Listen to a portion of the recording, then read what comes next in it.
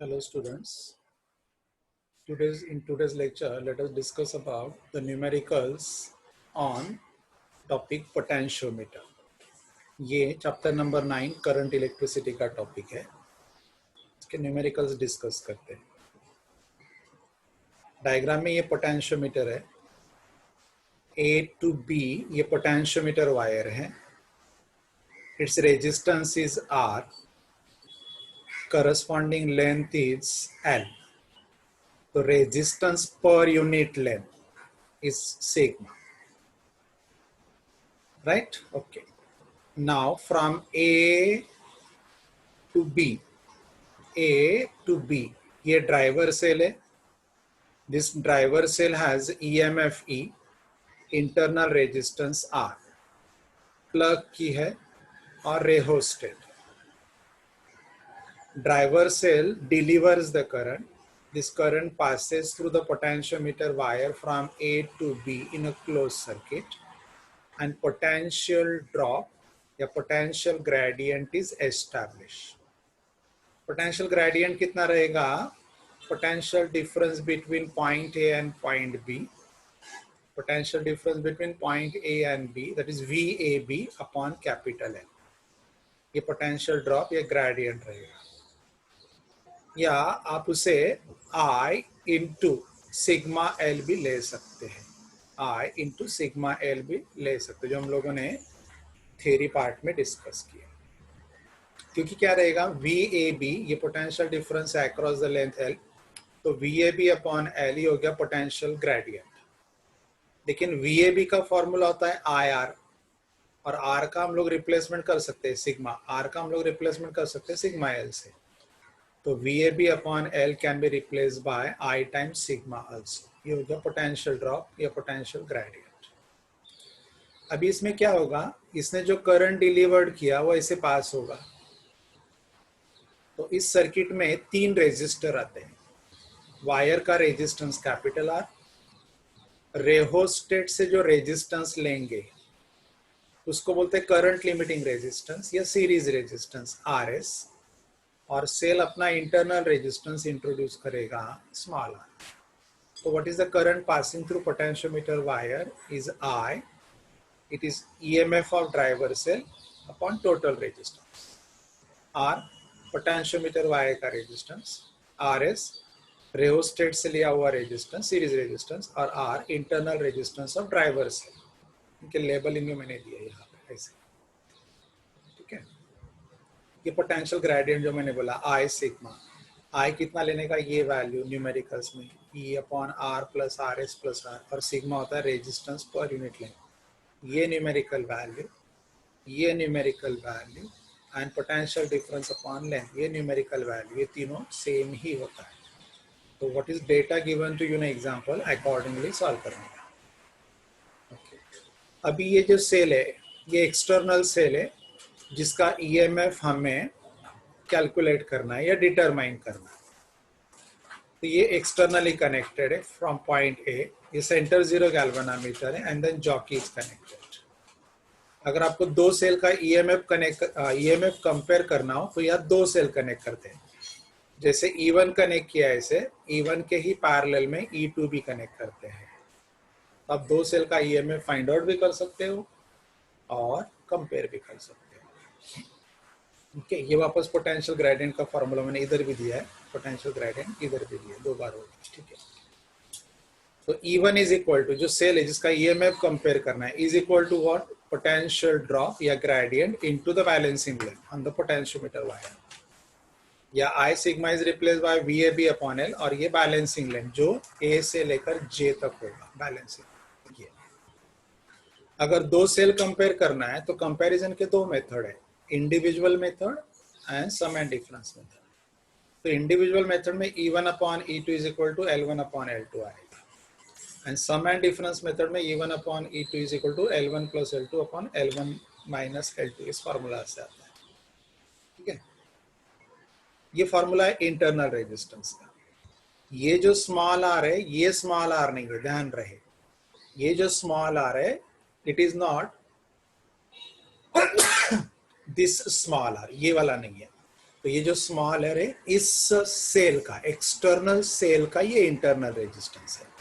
Okay, तो इसका find out करने का फॉर्मूला है small R is equal to capital R L upon L1 minus 1।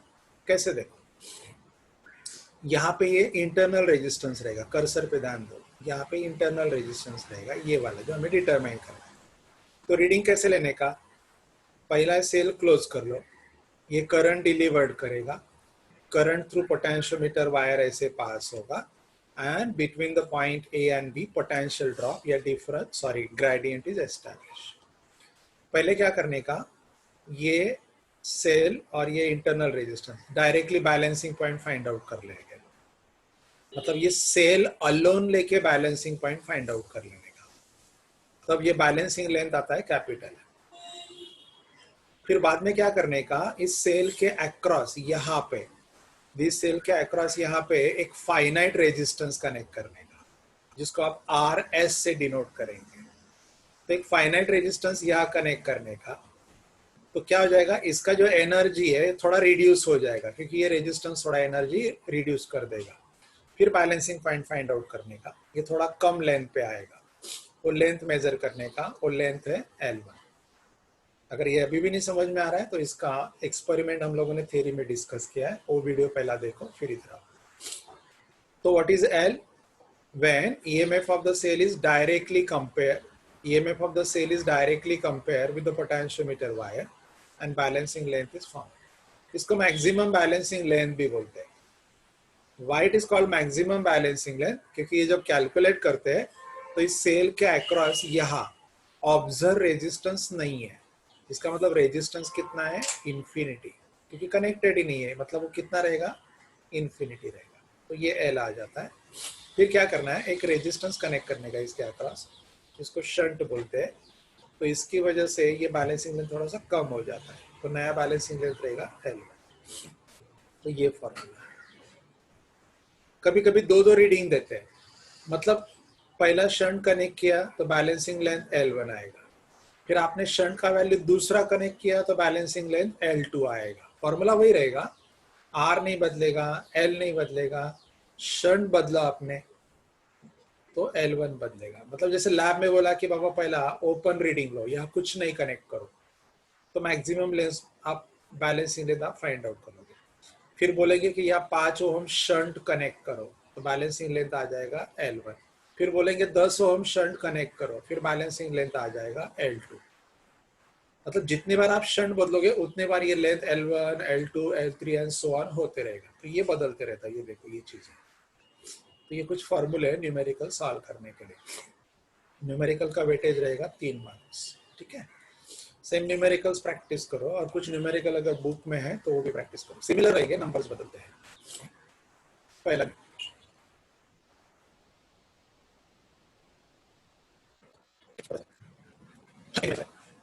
potentiometer wire has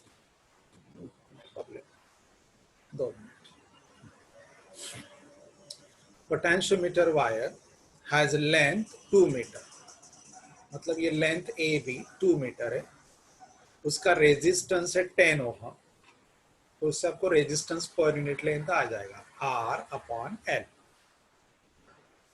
it is connected in series with the cell of EMF 4 volt.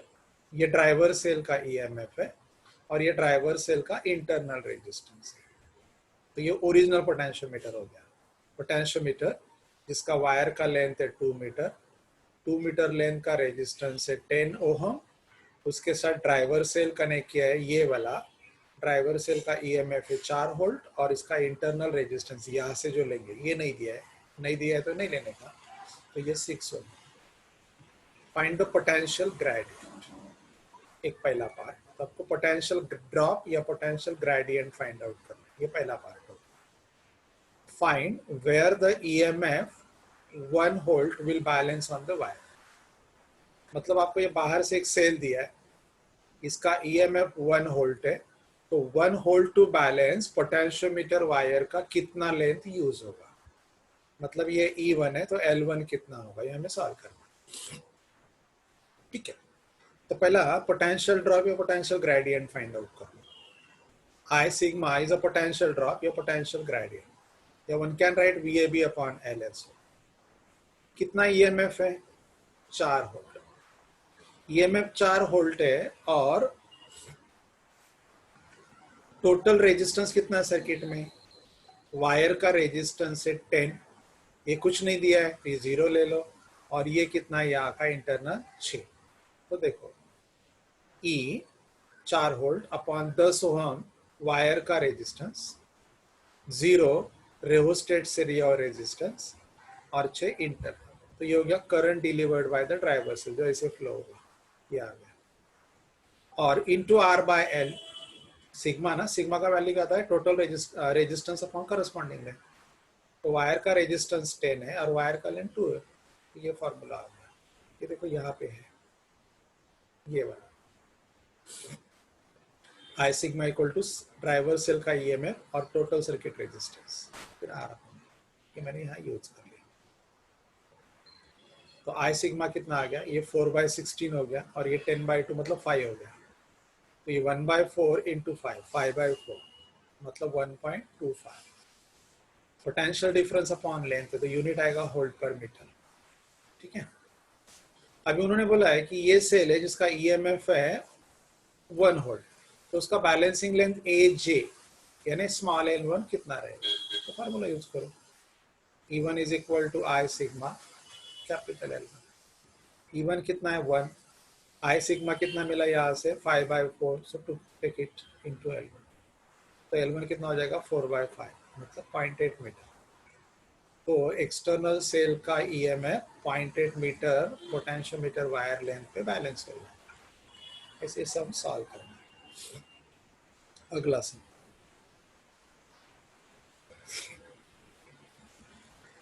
Potentiometer wire has a length 1.5 metre. इस potentiometer wire का, ये यहाँ diagram देखो right में, ये wire का length कितना है? 1.5 मीटर. इसका रेजिस्टेंस भी कितना है? 10 ओम. रेजिस्टेंस कितना है? 10 ओम. It is connected in series with the 4 volt and internal resistance 5 ohm. मतलब ये सेल है, ये ड्राइवर सेल है, इसका ईएमएफ कितना है? 4 वोल्ट और इसका इंटरनल रेजिस्टेंस कितना है? 5 ओम. कैलकुलेट द पोटेंशियल ड्रॉप पर सेंटीमीटर. मतलब पर सेंटीमीटर फाइंड आउट करना है, होल्ड पर मीटर नहीं, होल्ड पर सेंटीमीटर फाइंड आउट करना है. ये आपके टेक्स्ट बुक का न्यूमेरिकल है, numerical number 14 on page number 229 है. ठीक है.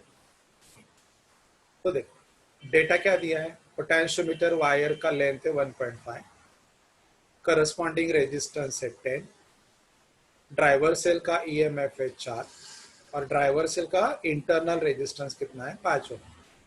तो ड्रॉप फाइंड आउट.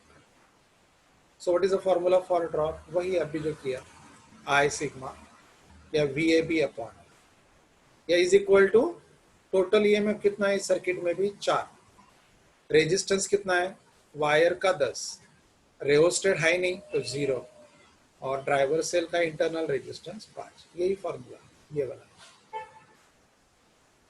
ये यहाँ पे आ गया. ड्राइवर सेल का ईएमएफ 4, ड्राइवर सेल का इंटरनल रेजिस्टेंस 5, रेओस्टेट से 0 और पोटेंशियोमीटर वायर सीरीज में तो उसका resistance into R by L. Wire का रेजिस्टेंस कितना है? 10 और वायर का लेंथ है 1. ये सब्स्टिट्यूट हो गया. अभी सिंप्लीफाई करो, ये हो जाएगा 4/15. इसका डेसिमल पॉइंट शिफ्ट करोगे तो ये 100/15 हो जाएगा. तो ये हो जाएगा 400/225. 400 ऊपर का अपॉन 225. सॉल्व करोगे तो ये आंसर आएगा 1.778 वोल्ट पर मीटर. ये मैंने मीटर में लिया क्योंकि मैंने लेंथ 1.5 मीटर लिया था. सो ये I took it in metre. Centimetre में करना है तो अपॉन 100 आ जाएगा. डू द थिंग, ये 100, इसको 100 सेंटीमीटर लिखो तो 10⁻⁻2 वापस ऊपर आ जाएगा. This way you can solve it. अगला न्यूमेरिकल, ये भी टेक्स्ट बुक का सम है, numerical number 16 page number 229 text book का सम. इसमें देखो EMF of cell is balanced by the length 120 centimeter of potentiometer. Diagram में देखो, A to B ये पोटेंशियोमीटर Y है, E ये ड्राइवर सेल है, ये की है और ये रेओस्टेट। मतलब ये ऊपर का जो रेक्टेंगल है ये रेक्टेंगल पोटेंशियोमीटर Y है। अभी दो एग्जांपल हम लोगों ने इसका डेटा यूज के सॉल्व किया। अभी उन्होंने क्या किया है, ये बाहर का सेल कनेक्ट किया है E1। इस cell whose EMF is E1, इसका EMF कितने लेंथ पे बैलेंस होता है, 120 सेंटीमीटर। ठीक है। When cell is shunted by resistance of 10 ohm, when cell is shunted by resistance of 10 ohm, मतलब इसके पैरेलल में 10 ओम कनेक्ट किया। तो इस लैंग्वेज से अभी आपको ये अंडरस्टैंडिंग होना चाहिए कि 120 सेंटीमीटर जब बैलेंसिंग लेंथ मिला तो इस सेल के अक्रॉस, सेल के पैरेलल, सेल का शंट कितना था, कनेक्टेड ही नहीं था। So does it mean zero? No, वो था इंफिनिटी। तो 120 ये मैक्सिमम बैलेंसिंग लेंथ रहेगा जब इसके अक्रॉस नथिंग वाज कनेक्टेड। ठीक है। तो मैंने वो ले लिया L 120 centimetre when cell is shunted, when shunt is what, infinity. Infinity मतलब कुछ भी कनेक्टेड नहीं, कनेक्शन रहेगा तो हमेशा फाइनाइट हो जाता है, ध्यान रखना। फिर उन्होंने क्या किया, यहाँ एक कितना 10 ओम का रेजिस्टेंस शंट कनेक्ट किया। ये मैंने ऑलरेडी डिस्कस किया फॉर्मूला। जैसे 10 ओम शंट कनेक्ट किया तो ये थोड़ा रिड्यूस हो जाएगा, क्योंकि इस EMF का थोड़ा पोर्शन शंट के अक्रॉस चला जाएगा। जो बचा होगा वो हम लोग बैलेंस करने जा रहे हैं सेल पे। तो जब शंट 10 ओम कनेक्ट किया तो बैलेंसिंग लेंथ कितना हो गया, रिड्यूस बाय 20 बोला। So what it was, 120। 20 से अगर रिड्यूस होगा तो नया बैलेंसिंग लेंथ कितना है, 100 सेंटीमीटर। तो अकॉर्डिंग टू फॉर्मूला या थ्योरी रखने का, ध्यान में रखने का कौन सा, ये maximum balancing length when external cell was shunted by infinity, and this is the balancing length where external cell is shunted by finite resistance. Shunt कितना है, 10। तो इंटरनल रेजिस्टेंस का formula L upon L1 minus 1 into R shunt. It was 120. After shunting, it is reduced to 100 minus 1 into 10. तो ये हो जाएगा 0 0 cancel, ये कितना हो जाएगा देखो, एलसीएम लोगे तो 120 माइनस 100 बाई 100, तो 20 बाय 100 इंटू 10। 2 0 ऊपर के 2 0 नीचे के कैंसिल हो गए। सो आर इज व्हाट, 2 ओम। ठीक है। अगला न्यूमेरिकल, ये भी टेक्स्ट बुक का ही सम है। Numerical number 17 from text book on page number 229। Let me solve. A potential drop per unit length, potential drop per unit length along the wire is 5 into 10 raised to minus 3 volt per meter. Potential drop बोला है, gradient है, difference. तो ये है VAB upon L या I sigma, ये उसका value है। न्यूमेरिकल सॉल्व करने का पहला इसका थ्योरी पार्ट एक बार अच्छे से प्रिपेयर करो, तभी न्यूमेरिकल समझेंगे, अदरवाइज ना कितनी भी और पढ़ो। If EMF of the cell balances against the length 216 centimetre, बाहर से ये ऐसे एक सेल कनेक्ट किया, कर्सर पे ध्यान दो, इसके एक्सटर्नल सेल के लिए बैलेंसिंग लेंथ कितना आया, 216 centimetre.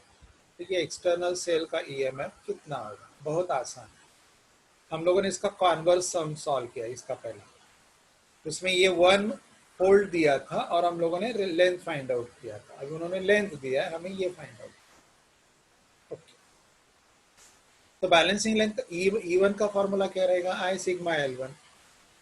But what is I sigma, VAB upon L भी ले सकते हो इनटू L1।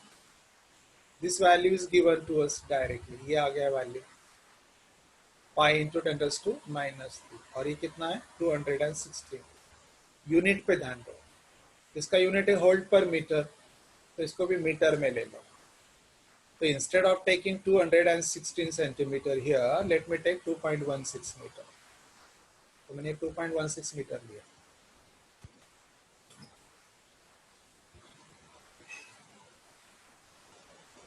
तो देखो ये मैंने 2.16 मीटर लिया. ये पोटेंशियल ड्रॉप है. Now 2.16 5 जा 16 5 जा 32 हो गया. 16 5 जा 80 हो गया. और ये 2 5 जा 10 हो गया. तो ये आंसर आ गया. बराबर है. 10 पावर मैनेज कर लो. ये एक्चुअली आएगा 10.8 इंटू 10⁻³ आएगा. मैंने एक पावर इंक्रीज कर दिया. तो 216 सेंटीमीटर ये जो बैलेंसिंग लेंथ मिलता है, ये कौन से सेल के लिए मिलता है? Cell whose EMF is 1.08 10⁻². अगला सम, ये भी टेक्स्ट बुक का सम है. पेज नंबर 229, सम नंबर 18. सम देखो क्या, जितने सम आपको मैं दे रहा हूँ उतने ही प्रैक्टिस करोगे. It is more than enough, क्योंकि एट द मोस्ट नंबर बदलेंगे, पैटर्न नहीं बदलता है. तो ध्यान रहो, दूसरे सवाल करने की जरूरत नहीं, इनको repeatedly try. If resistance of potentiometer wire is 8 ओम, मतलब ये जो वायर है डायग्राम में राइट में देखो, वायर ए बी, इसका रेजिस्टेंस है 8 ओम और इसका लेंथ भी 8 मीटर है. A resistance box and 2 ohm battery is connected in series with it.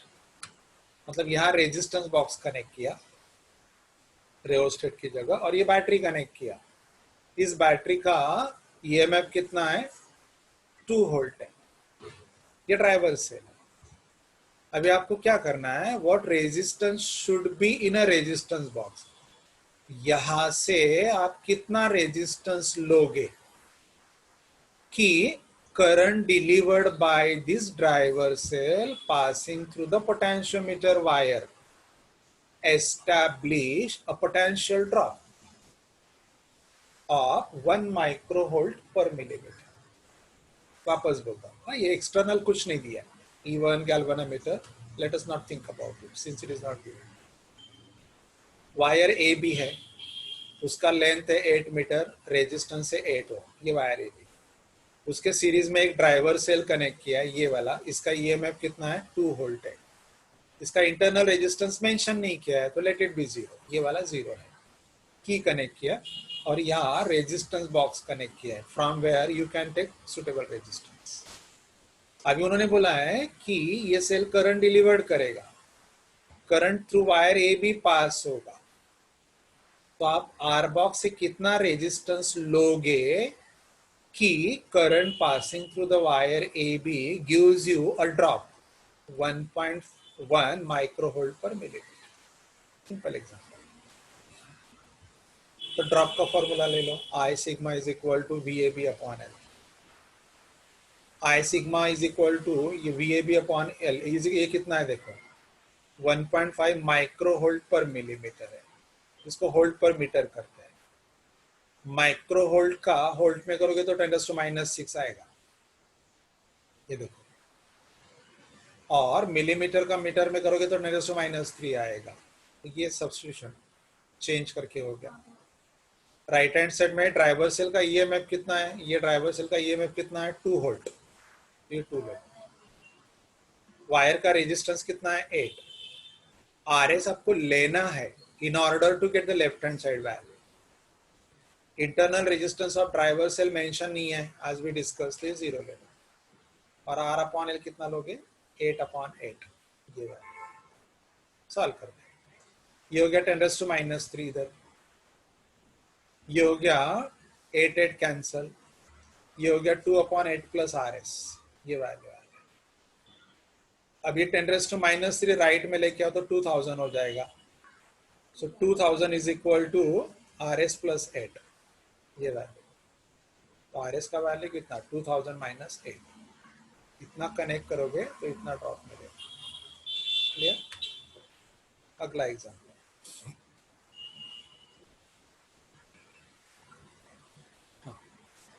When a resistor of 5 ohm, 1 minute. When a resistor of 5 ohm resistance is connected across the cell. Its terminal potential difference is balanced by 150 centimeter of potentiometer. And when resistor of 10 ohm resistance is connected across the cell, देखो दो बार shunt दिया है, मतलब दो observation वाला numerical है. Terminal potential difference is balanced by 175 centimeter of same potentiometer. Same potentiometer. Find the balancing length when cell is open circuited and internal resistance. देखो ये न्यूमेरिकल का फॉर्मूला हम लोगों ने ऑलरेडी डिस्कस किया. कैसे देखो, ये ऊपर का रेक्टेंगल पोटेंशियोमीटर है, हम लोग दो रीडिंग लेने जा रहे हैं, तो दो रीडिंग में ऊपर का पोटेंशियोमीटर नहीं बदला है. ये एक सेल है, हमें इस सेल का इंटरनल रेजिस्टेंस फाइंड आउट करना है. तो रीडिंग कैसे लेते हैं, पहला सेल को कनेक्ट करो और balancing length directly find out कर लो. उस बैलेंसिंग लेंथ को डिनोट किया जाएगा कैपिटल एल से. और रीड कैसे करोगे, maximum balancing length when this cell is shunted by infinity. वो लेंथ भी आपको फाइंड आउट करना है, वो नहीं दिया. ठीक है, तो ये पहला ओरिजिनल पोटेंशियोमीटर है, ये आपको यूज करना है without disturbing for two observations. ये सेल कनेक्ट किया है जिसका इंटरनल रेजिस्टेंस डिटरमाइन करना. बैलेंसिंग लेंथ मिला AJ, that is the balancing length for cell E1 when it is shunted by infinity resistance. मतलब कुछ कनेक्ट करके वो दिखाने का नहीं है यहाँ पे. तो ये L हो जाएगा, ये L. फिर क्या करना है, इसके अक्रॉस 5 ओम कनेक्ट करो. तो जब इसके अक्रॉस 5 ओम कनेक्ट करोगे तो EMF का थोड़ा हिस्सा 5 के अक्रॉस चला जाएगा और बैलेंसिंग लेंथ जो मिलेगा वो बचे हुए EMF के लिए मिलेगा. और बैलेंसिंग लेंथ है L1 और वो कितना है, 150 है. कितना है, 150 है. तो जब शंट 5 है तो बैलेंसिंग लेंथ, मतलब ये R1 है तो ये L1 है, 150. फिर बाद में और एक रीडिंग लेना है, यहाँ 5 की जगह 10 ओम कनेक्ट करना है. जब ये 10 कनेक्ट किया तो बैलेंसिंग लेंथ बदल जाएगा. अगर आपने शंट का 5 का 10 किया तो ये बैलेंसिंग लेंथ 150 का 175 हो गया. ऐसे दो रीडिंग है, आपको फाइंड आउट करना है ओरिजिनल लेंथ. मतलब सेल के अक्रॉस जो शंट था, it was not 5, it was not 10, finite नहीं था, इंफिनिटी था, तब वाला लेंथ. ये पार्ट हम लोगों ने ऑलरेडी डिस्कस किया है, यहाँ पे मैंने वापस डिस्कस किया. देखो ये फॉर्मूला में इधर था जो हम लोगों ने पूरा डिस्कस किया था. अभी दो ऑब्जर्वेशन वाला रीडिंग, इसमें L फाइंड आउट करते सेल को बिना शंट किए हुए. बिना शंट मतलब सेल के अक्रॉस इनफाइनाइट रेजिस्टेंस. फिर R1 से शंट किया तो R2 से शंट किया तो. वैसे ये भी एग्जांपल है, सिमिलर, कुछ फर्क नहीं. ये देखो, पहला शंट अगर इनफाइनाइट रहेगा तो L, वो नहीं दिया उन्होंने, फाइंड आउट करना. जब 5 कनेक्ट करोगे तो बैलेंसिंग लेंथ 150, 10 कनेक्ट करोगे तो बैलेंसिंग लेंथ 175. आपको ये कैपिटल L भी फाइंड आउट करना है और R भी फाइंड आउट करना है. तो ये फॉर्मूला है. तो पहला क्या करो, दो वेरिएबल है R और कैपिटल L, ये दो वेरिएबल है. सो डू, या तो कैपिटल L फाइंड आउट कर लो या तो R फाइंड आउट कर लो. R फाइंड आउट नहीं कर सकते डायरेक्टली, तो क्या करो, ये दो ऑब्जर्वेशन इक्वेट करो. इसमें L1 is known, L2 is known, R1 is known, R2 is known. तो ये पार्ट सॉल्व करो. इसमें capital L is the only variable to be determined. तो ये कैपिटल L पहला फाइंड आउट कर लेते हैं. Okay, see the calculation. ये मैंने इक्वेट किया, ये 5 है, ये 10 है. L एज इट इज जो डिटरमाइन करना है. L1 का वैल्यू है 150, L2 का वैल्यू है 175. सब्स्टिट्यूट किया, ये 5 2 हो गया, ये 2 आ गया इधर, ये ऐसे आ गया. ठीक है, फिर ये 2 अंदर दे दो. तो L upon 150 minus 1 is equal to 2L upon 175 minus 2. अभी L की टर्म्स एक जगह कलेक्ट करो. तो 2L upon 175 minus L upon 150, और ये माइनस 2 इधर लेके आओ तो 2 माइनस 1 1 हो जाएगा. अभी यहाँ पे एलसीएम कितना आएगा देखो. यहाँ पे एलसीएम हम लोग क्या लेंगे, इन दोनों का प्रोडक्ट ले लेंगे, ठीक है, सिंपल। इन दोनों का प्रोडक्ट ले लो, इन दोनों का प्रोडक्ट अगर एलसीएम लेते हैं तो यहाँ बैलेंसिंग के लिए दोनों का प्रोडक्ट न्यूमरेटर पे भी आ जाएगा, या 175 तो ऊपर 150, या 150 तो ऊपर 175, ये देखो जाएगा, ठीक है। अब ये कितना हो जाएगा सब्ट्रैक्ट करके देखो, 125L, और ये रहने दो एज इट इज, क्योंकि मुझे नंबर्स क्लियरली दिख रहे हैं, मैं 25 से रिड्यूस कर सकता हूँ आगे जाके, तो अभी कुछ मत करो, ये दिखा। अभी क्या करेंगे, 25 अगर रिड्यूस करेंगे तो 25 फाइजा हो जाएगा, बराबर है, ये 25 7 जा हो जाएगा, 150 वैसे है, तो ये आ गई, ये सॉल्व कर लो, ये लेन 202 से आएगा। तो जब इस सेल के अक्रॉस नथिंग वाज कनेक्टेड, मतलब शंट इंफिनिटी था, तो बैलेंसिंग लेंथ कितना था, 210। 5 कनेक्ट किया कितना हुआ, 150। 10 कनेक्ट किया कितना हुआ, 175, और 15 कनेक्ट करते तो 175 के आगे। तो धीरे धीरे हम लोग क्या कर रहे थे, शंट बढ़ा रहे थे, so we are tending to infinity, तो बैलेंसिंग लेंथ बढ़ते गया था। इससे ज्यादा बैलेंसिंग लेंथ आने वाला नहीं है, क्योंकि शंट इनफाइनाइट हो जाता है, इसलिए इसको बैलेंसिंग। अभी दोनों में से कोई भी एक इक्वेशन लो, या तो पहला दूसरा या पहला तीसरा, मैंने पहला दूसरा लिया, ये ऐसे देखो, कैसे भी सॉल्व करो, ये मैंने इतना ही पार्ट यूज किया, आर, ये 210 अपॉन 150 माइनस 1, ये 5 सब्स्टिट्यूट किया, ये सॉल्व करना है। सॉल्व करोगे तो कितना आएगा, ये 3 के मल्टीपल में आता है, देखो ये कितना हो जाएगा, 210 माइनस 150, 60 अपॉन 150 इंटू 5, ये 5 इधर कट करोगे तो 30 हो जाएगा, 32 का 60, इस आपको सॉल्व कर लेना है। ये मोस्ट इंपॉर्टेंट सम है न्यूमेरिकल नंबर सीरीज। अगला सम,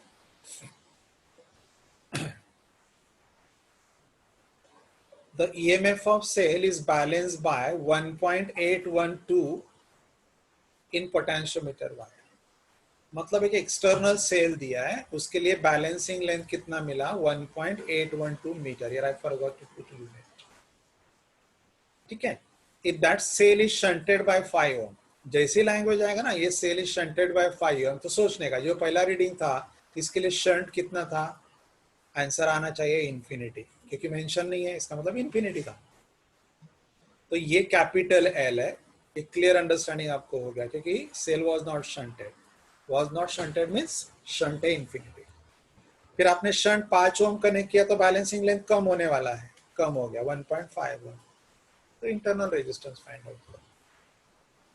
तो एल कितना है, 1.812, L1 कितना है, 1.51, जब R कितना है 5 ओम, ये सब शूट कर दो और R के लिए सॉल्व करो। ये देखो थोड़े नंबर्स ऑड है, लेकिन नंबर सिंपल है एक्चुअली सॉल्व करने के लिए।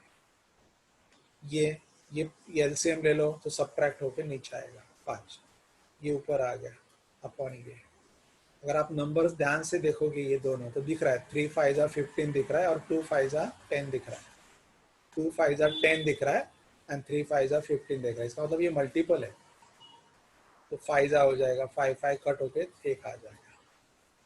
या तो सॉल्व करो, 2 से मल्टीप्लाई करो, 3 5 15 क्लियर आ रहा है, और 2 5 10 आ रहा है, तो ये आ गया 1। अगला से, resistance of potentiometer wire is 0.1 ohm पर सेंटीमीटर। लैंग्वेज देखो क्या है, बोला है resistance of potentiometer wire, but what is given is not resistance, given is resistance per unit length, 0.1 ohm पर सेंटीमीटर, तो ये सिग्मा है, it is the right hand side of R upon L। बाद में तो ये R अपॉन L हो गया या सिग्मा हो गया, इट इज ओम पर सेंटीमीटर दिया है, आगे जाके डेटा देख लो मीटर में या सेंटीमीटर में, अकॉर्डिंगली यूज करो। बाद में उन्होंने बोला है a cell of EMF 1.5 volt balances at 300 centimetre length of potentiometer. मतलब एक एक्सटर्नल सेल दिया है, 1.5 वोल्ट उसका EMF है, एंड उसका बैलेंसिंग लेंथ कितना मिला वायर पे, 300 सेंटीमीटर। और एक सेल दिया उन्होंने, उसका EMF 1.4 वोल्ट है, तो सेम पोटेंशियोमीटर पे उसका बैलेंसिंग लेंथ कितना आ जाएगा। तो क्लियर दिख रहा है, दो अलग अलग सेल है, तो कंपेयर करके सॉल्व होने वाला है। दोनों सेल कैसे यूज किए, 1 बाय 1, तो आपको इंडिविजुअल मेथड से जाना पड़ेगा। ये देखो E1 upon E2 is equal to L1 upon L2. E1 upon E2 is equal to L1 upon L2. E1 कितना है? E1 ले लो 1.5, लेंथ ले लो L1, ये E2 ले लो, ये ले लो. तो ये जो ड्रॉप था ना रेजिस्टेंस पर यूनिट के अंदर, ये इसे फंसाने के लिए दिया, जरूरत नहीं उसकी. ये देखो, out of these four quantities here in a relation, what is required? L2 find out करना. तो बहुत सिंपल. ओरली दिख रहा है 1.5 300, तो 1.4 के लिए कितना आएगा? 2.8 आएगा, मतलब 280 सेंटीमीटर आ जाएगा, डबल हो रहा है. ये आ गया. ठीक है, अगला न्यूमेरिकल.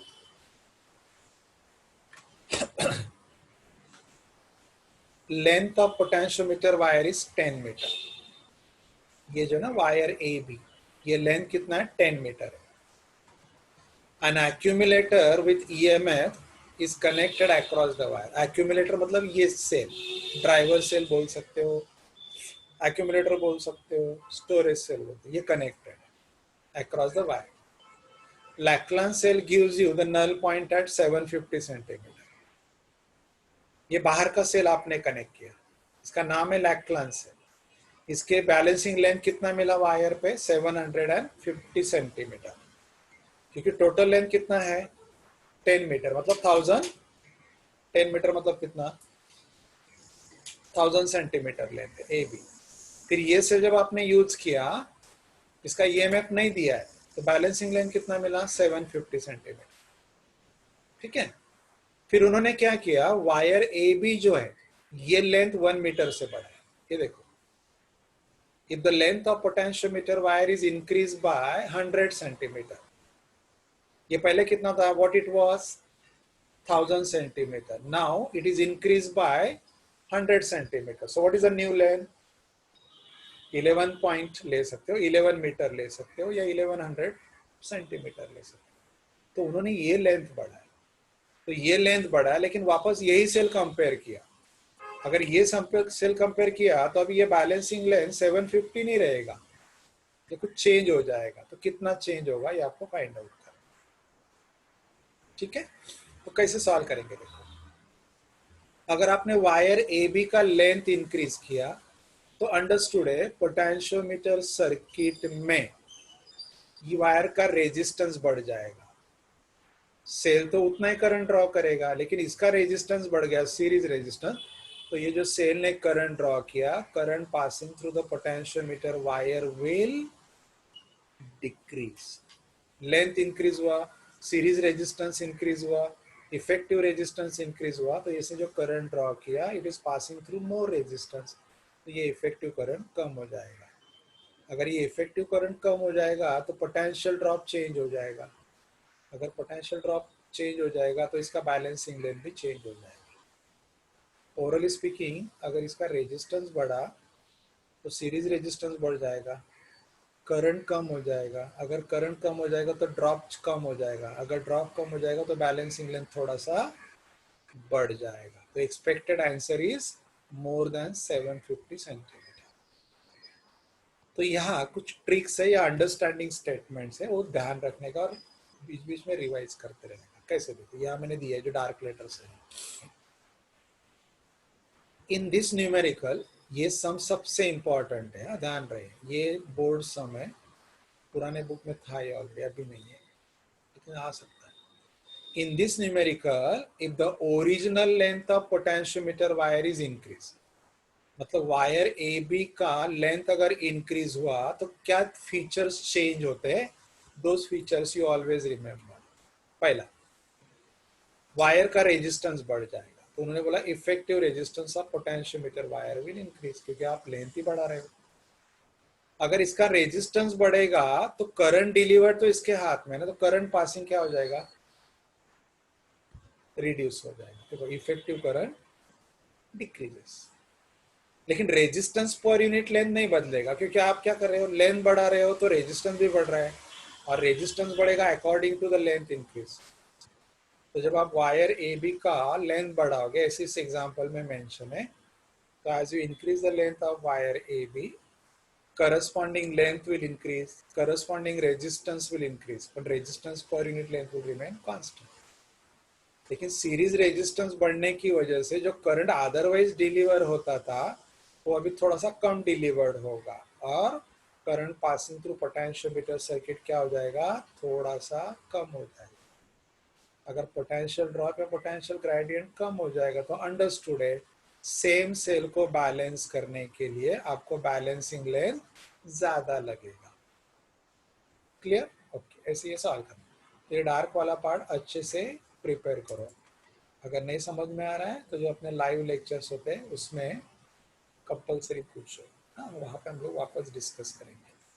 तो देखो, जब बैलेंसिंग लेंथ 10 था तो बैलेंसिंग, जब पोटेंशियोमीटर वायर का लेंथ 10 था तो बैलेंसिंग लेंथ 7 पॉइंट था। पोटेंशियोमीटर वायर का लेंथ आपने 1 मीटर से बढ़ाया, इट इज मेड 11 मीटर, तो बैलेंसिंग लेंथ कितना होगा? कितना होगा ये मैंने ऑलरेडी आपको ओरली बोल दिया, 7.5 से ज्यादा ही होगा। कैसे, ये भी हम लोगों ने डिस्कस। देखो अभी ये सेल तो नहीं बदल रहा है, इसका ईएमएफ कितना है, E1 है। जब बैलेंसिंग लेंथ 10 था तो राइट हैंड क्या साइड क्या था, आई सिग्मा एल रहता है फॉर्मूला, आई सिग्मा एल रहता है फॉर्मूला। लेकिन हमें पता है we are about to change the current through the circuit. हम लोग करंट कैसे चेंज करने जा रहे हैं, by increasing the length of potentiometer. तो दो ऑब्जर्वेशन में जाएगा, इसलिए मैंने यहाँ पे I1 लिया और बैलेंसिंग लेंथ L1 है। फिर आगे जाके अगर मैंने बैलेंसिंग लेंथ को बढ़ाया तो I चेंज हो गया, it was I1 now it is I2। Sigma नहीं बदला, सिग्मा रेजिस्टेंस उतना ही रहेगा। क्यों? क्योंकि लेंथ बढ़ा तो रेजिस्टेंस भी बढ़ेगा, तो रेशो नहीं बढ़ेगा। लेकिन बैलेंसिंग लेंथ चेंज हो जाएगा। करंट रिड्यूस किया है तो बैलेंसिंग लेंथ क्या होना चाहिए, to keep a product constant, बढ़ना चाहिए। ये बढ़ गया, देखो ये आ गया फॉर्मूला यहाँ पे। लेकिन आई सिग्मा क्या होता है, पोटेंशियल डिफरेंस अपॉन लेंथ होता है। पोटेंशियल डिफरेंस अपॉन लेंथ होता है। पोटेंशियल डिफरेंस यहाँ से हम लोगों ने बदला क्या, ये हम लोगों ने नहीं बदला। तो I can replace I1 sigma या I2 sigma by formula E upon R, E upon R, ये रिप्लेस हो गया। ये देखो, तो L1 अपॉन L2, ये ड्राइवर सेल का ईएमएफ, तो अब लेंथ था, इसका रेजिस्टेंस कितना था, आर। ये नहीं बदला, लेकिन वायर का लेंथ 1 मीटर से बढ़ा है तो वायर का रेजिस्टेंस भी बदल गया, आर का आर डैश हो गया। कैसे रिप्लेसमेंट, सिग्मा तो कैंसिल हो जाएगा, अभी ई भी कैंसिल हो गया क्योंकि एक ही ड्राइवर से सेम पोटेंशियोमीटर बोला है उसने, इसकी वजह से। तो ये आएगा L1 L2 और ये क्या है, रेजिस्टेंस ऑफ 10 मीटर और रेजिस्टेंस ऑफ 11 मीटर।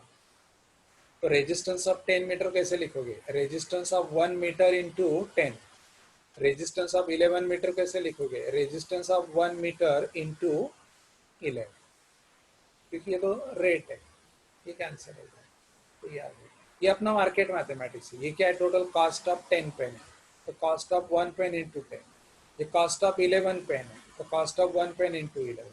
ये मैटर ऐसे भी आप अंडरस्टैंडिंग लेवल पे कर सकते। सिग्मा कैंसिल हो गया, L1 कितना है 7.5, L कितना है 10, L2 एक्सपेक्टेड है, L1 कितना है 11। ये सॉल्व करेंगे। This is how you practice the exact similar sums. ठीक है, एक्स्ट्रा करने की जरूरत नहीं। In the next lecture, we will discuss about the numericals on ammeter and voltmeter.